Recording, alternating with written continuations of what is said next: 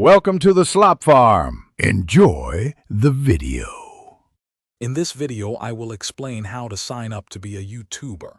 First, you'll need a Google account, which is essential for accessing YouTube's features. Once you have that, navigate to YouTube and locate the Sign In button. From there, you can choose to create either a personal channel or a brand channel, depending on your goals and content strategy. After creating your channel, it's time to set it up properly. Pick a channel name that truly represents your content and is easy to remember. Next, upload a clear profile picture or logo to establish your brand identity.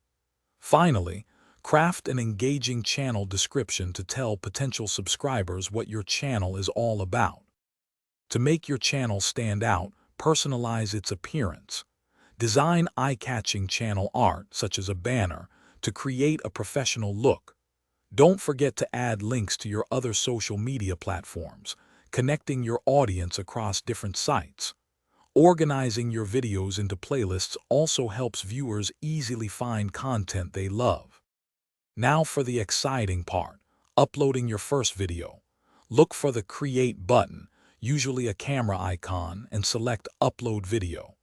Then, simply choose your video file from your computer or device.